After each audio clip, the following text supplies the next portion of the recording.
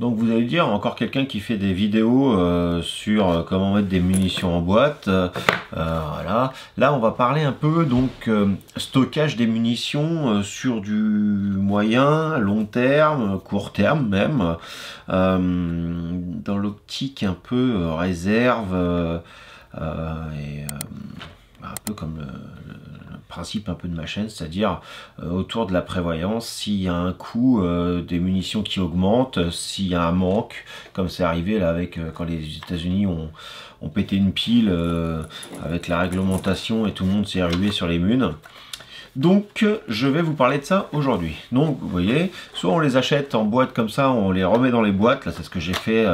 Alors moi je mets un code couleur, c'est un bout d'autocollant qui vient avec ça. Ça veut dire que c'est de la subsonique pour moi. En 9 mm. Subso 147 BA9 4 grains.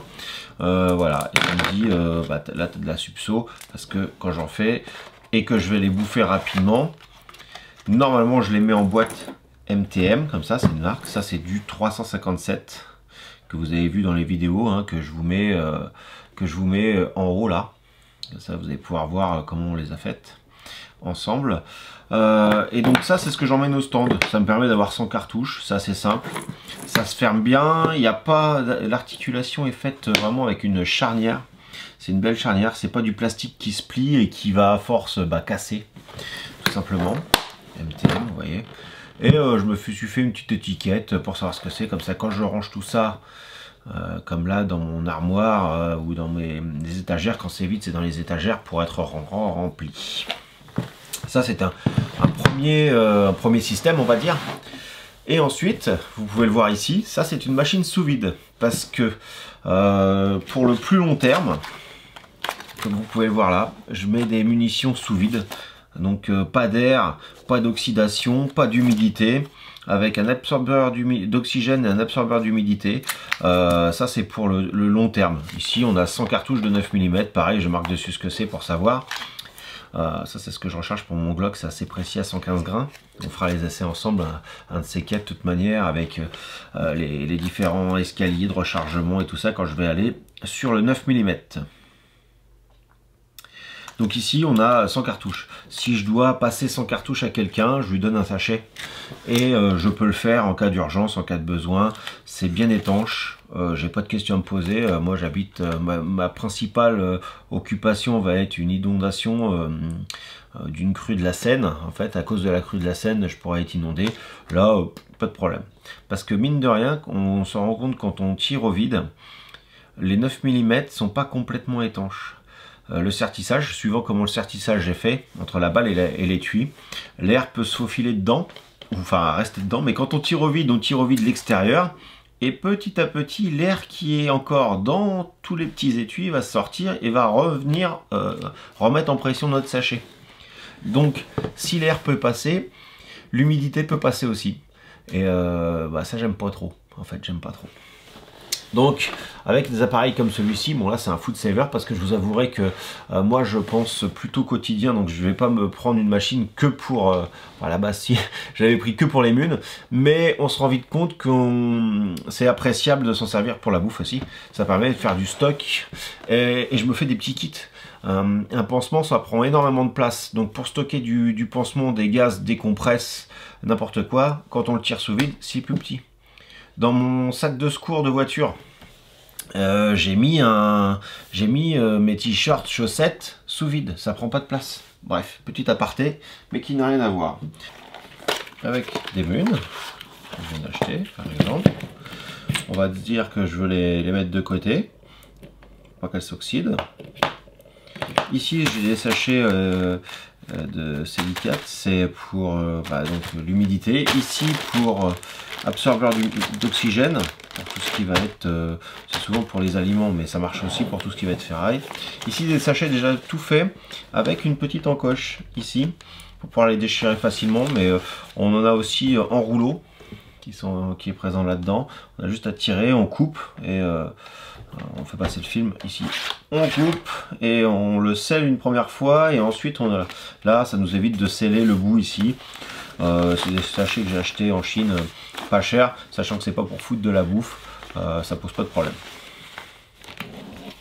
on vient mettre nos cartouches dedans. En vrac, comme ça.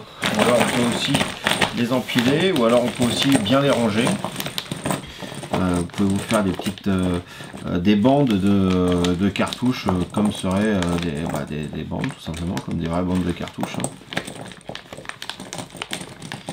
On peut faire ce qu'on peut dans n'importe quel sens. Là je vais faire un sachet pour vous montrer, donc je vais les mettre à plat. Mais je vais pas les ranger spécialement au top. Mais on peut le faire si on veut gagner de la place, si on veut avoir un nombre précis pour une arme précise. Il y a pas mal de choses faisables. Je pense que vous avez compris l'idée de la chose. Voilà. Un peu ce qui est faisable de faire ou non.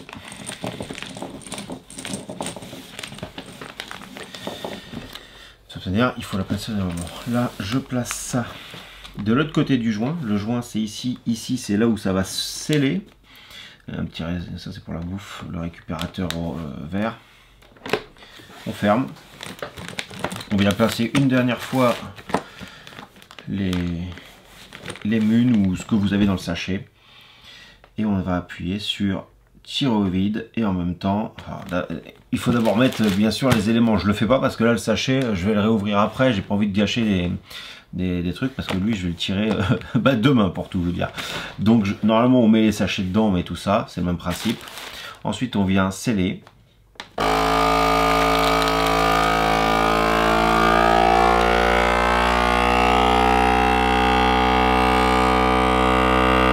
L'appareil a vu que la dépression était suffisante, donc il a arrêté. Et maintenant, il est en train de sceller le sac. Que la lumière va s'arrêter. Je vais pouvoir ouvrir. Voilà. J'ouvre. Et maintenant, mes munitions ont vraiment gardé la forme, hein, comme vous pouvez le voir. Et alors là, ça se garde... même sans dessiccateur, même sans machin, ça pourrait se garder hyper longtemps parce qu'au final, il n'y a quasiment plus d'oxygène. Donc on est tranquille. Alors la différence entre une machine comme celle-là, Food Saver, que j'ai acheté à Costco, qui vaut à peu près 100 €. Déjà parce qu'elle peut faire des boîtes aussi quand on fait de la nourriture ou pour les bouteilles de vin. On peut avoir des boîtes pour des choses un peu fragiles parce que vous imaginez bien, si on met une canette dans le sachet, la canette elle est carrément broyée tellement il y a de la force de vide qui va venir virer l'air.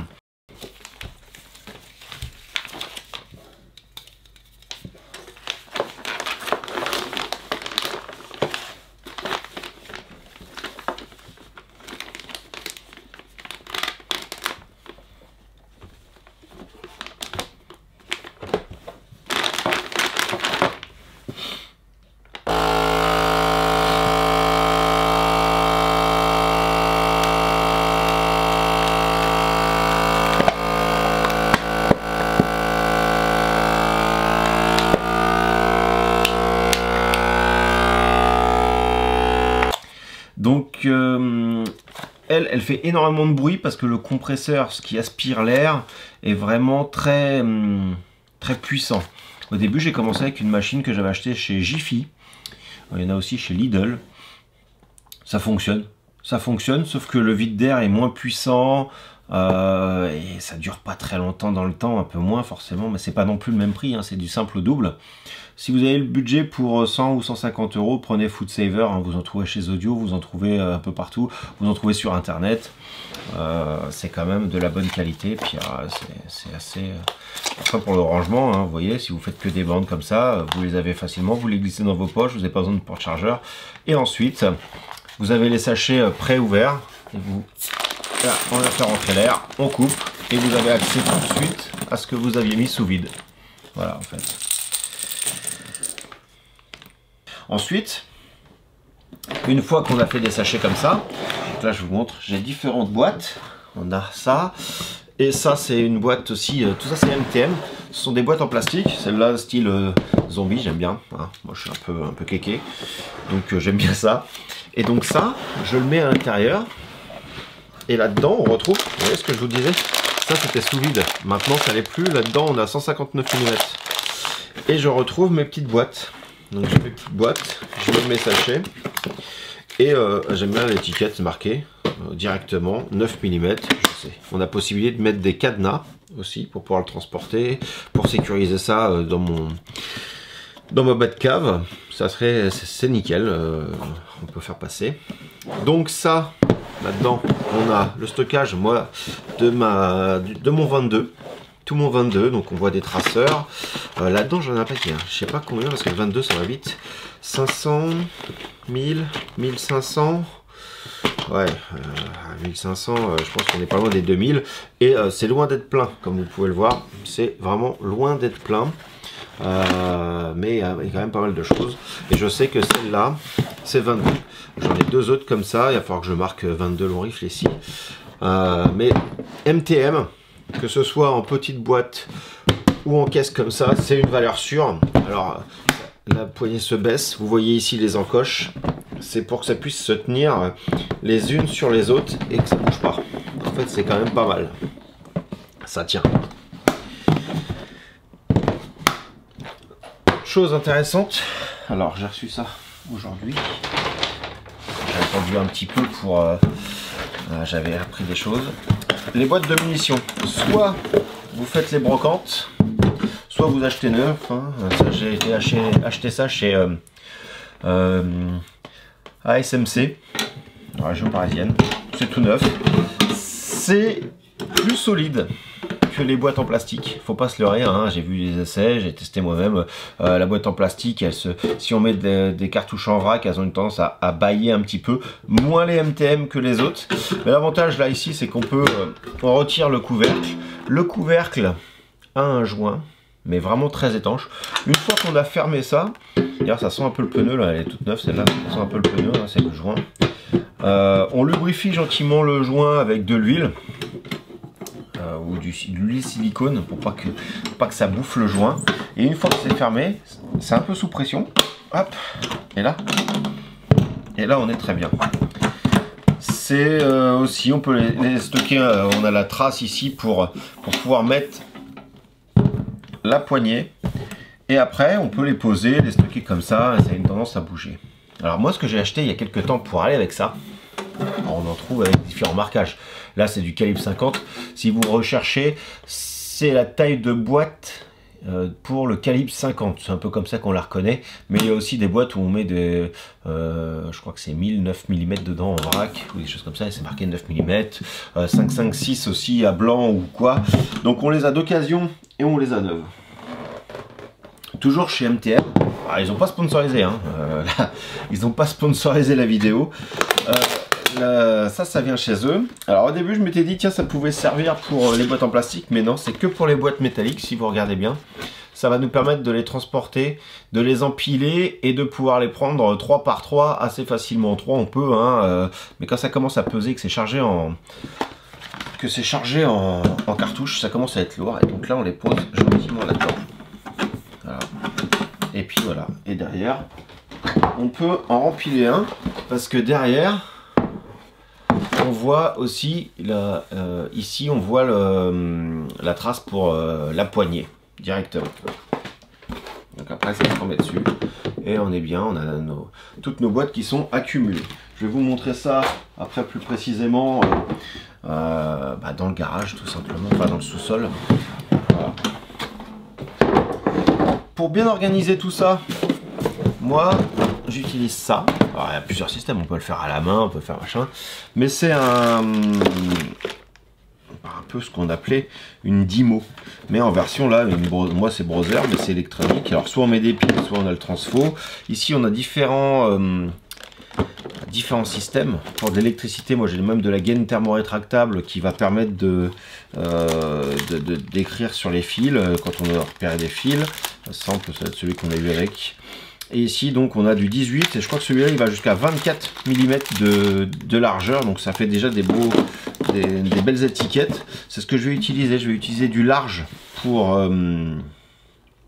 mettre sur les boîtes métalliques que je viens d'avoir. Voilà. Bon, ça. Donc l'avantage de la boîte plastique, c'est qu'on va pouvoir l'enterrer, elle est imputrescible et elle est étanche. Par contre, il va falloir faire gaffe à la hauteur. Si on enterre de la ferraille, au bout d'un moment, elle va fatalement finir par se corroder et être complètement bouffée, quoi. Si elle est enterrée, elle peut servir à de multiples usages, pas forcément pour les munitions. On peut faire des kits à l'intérieur, on met une croix rouge dessus et hop, on a notre stock de médoc ou de produits de pharmacie. On peut ranger des magazines, des chargeurs.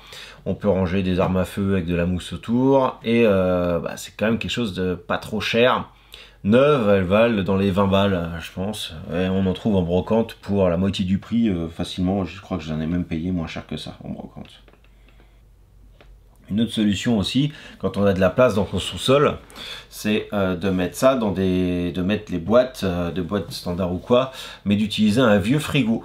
Un vieux frigo, c'est parce que c'est assez étanche les frigos. On met un absorbeur d'humidité plus gros comme pour les coffres forts ou les voitures.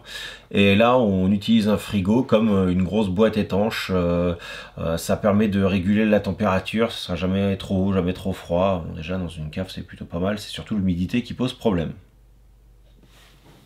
L'intérêt de stocker, c'est qu'il faut se dire aussi que tout ce que l'on achète aujourd'hui en munitions, en éléments de rechargement et toutes les munitions que l'on a déjà faites ne coûteront pas moins cher l'année prochaine. C'est même plutôt l'inverse, les prix ont tendance à monter. Donc tout ce que l'on aura stocké en munitions et éléments de rechargement, c'est toujours ça de gagner. Quand on va devoir refaire un stock, on en aura moins à acheter. On va tirer de la 22, et la 22 que j'ai là actuellement sera toujours moins chère que celle de l'année prochaine. Donc c'est toujours intéressant. On perd pas d'argent en stockant des munitions ou même de la bouffe, hein, parce que c'est un peu le même problème. La bouffe a une tendance à monter. C'est aussi intéressant de pouvoir acheter en gros, parce que quand on a une arme qui est réglée pour du 9 mm 115 grains, enfin qui aime bien comme mon Glock ce type de munitions là, et je vais pouvoir les stocker en grande quantité dans la limite légale, hein, c'est-à-dire 1000 par arme, mais je vais pouvoir les stocker en grande quantité et pas avoir besoin de régler mon arme toutes les 5 minutes par rapport à cette munition. Si vous achetez une boîte de 50 de Geco, une boîte de 50 de Celibello, une boîte de 50 de je sais pas quoi, à chaque munition différente, même si c'est des très bonnes munitions, vous allez devoir régler votre arme, tout simplement. Et comme je disais, en cas de problème de SHTF ou de pénurie, les prix ont une tendance à monter vraiment énormément. C'est déjà arrivé, et donc c'est jamais perdu, on est très bien avec ça. Ça nous permet d'économiser aussi une somme d'argent. On a 100 €, et hop, on investit 100 € dans des munitions, sachant que dans tous les cas, on va les tirer au stand à un moment ou à un autre, c'est pas perdu. Il faut aussi faire tourner de temps en temps le stock, hein. On n'est pas obligé, mais c'est toujours pas mal. Quand on tire beaucoup, on peut faire tourner les munitions. Ne pas oublier de ne pas hésiter à sauter sur les bonnes affaires quand on en trouve. On trouve un armurier qui fait, je sais pas moi, moins 50 sur des munitions, paf, on a le budget, on n'hésite pas, on le prend, on stocke ça correctement dans des bonnes boîtes et on est tranquille, on sait que c'est pas perdu, hein. Il y a des munitions de la Seconde Guerre mondiale qui sont régulièrement utilisées, retrouvées, et on peut s'en servir sans aucun problème. Les surplus de l'armée, généralement, ont au moins 20 ans avant qu'ils s'en séparent, quoi. C'est justement eux pour faire tourner et avoir des munitions plus fraîches. Bien sûr, on stocke on arrive à stocker de la grosse munition et on investit là-dedans quand on a déjà ce qu'il faut en bouffe, quand on a déjà ce qu'il faut en eau. Voilà, il y a quand même une priorité. Moi, je vous parle surtout de des munitions, des armes, parce que c'est le principe, c'est le sujet de ma chaîne. Mais avant tout ça, ou en parallèle, il faut que l'on ait de quoi vivre correctement. Si vous êtes sur cette chaîne, vous avez compris déjà le sujet et l'ordre des priorités. Dans un autre style, encore, une autre petite boîte. Alors, ça, c'est directement, je ne vais même pas déballer exprès pour pouvoir vous montrer. C'est le système avec la ammo crate, c'est-à-dire en dessous, là, la partie verte que l'on voit, et avec 4 boîtes de calibre 30, ce que je vous montrais en bas pour le plomb. Ici, c'est directement 4 boîtes de 30. Ce qui va me permettre de vous montrer un petit peu tout ceci et à quoi cela sert.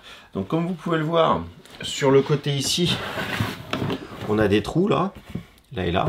Ça va nous permettre de passer un câble et de passer le câble dans chaque caisse et ainsi de suite pour pouvoir aussi se garder. Là où ça s'est passé, on peut mettre une sangle il y a une fente. Je sais pas si vous allez voir, il y a une fente, voilà là. Donc là on peut mettre carrément une petite sangle pour brider. On peut les empiler les uns sur les autres parce que c'est pareil, ça va pouvoir s'empiler. Et donc ça c'est des petites boîtes. J'en ai une noire, mais pareil, étanche, et voilà. C'est assez pratique ça quand on va vouloir faire des petites choses faciles à embarquer. Alors moi généralement je range par calibre. Chaque calibre, après je mets une étiquette devant là et je sais ce que c'est. Mais ce qui est intéressant aussi, c'est d'avoir une boîte comme ça de mélange. C'est-à-dire, je sais pas, j'ai un pompe, j'ai un pistolet 9 mm et puis un AR-15. Bah, là-dedans, je vais foutre du 9 mm, du 5,56 et du 12. Et comme ça, en prenant une boîte, je peux faire une caisse marquée évac ou évacuation. Il faut pas emmener de munitions. Hein, normalement, on n'a pas besoin. C'est un mauvais exemple que je vous donne. Mais on va dire, si, ça peut être évacuation du domicile chez quelqu'un ou munitions minimum ou quelque chose comme ça que vous marquez là-dessus. Et hop, vous embarquez ça, marqué mixte de munitions. Et là-dedans, vous allez pouvoir foutre suffisamment de munitions pour avoir un petit peu de tout. Si vous devez laisser tout le reste, si vous pouvez pas prendre une grosse boîte, si c'est trop lourd ou n'importe quoi, c'est un bon petit compromis. Le calibre 30, enfin, la boîte de calibre 30, c'est vraiment pas mal. Voilà. Et donc, là où on met 3 calibre 50 dans la même surface, on va mettre 4 calibre 30. Ça c'est clean. Ça vaut 50 balles, 40 balles même je crois, l'ensemble, hein. Les boîtes et ce système là. Vous voyez en dessous il y a la place pour mettre les poignées et tout. J'aime assez. Et on voit les calibres 50 ce que ça donne une fois écrit, rangé dans la Batcave.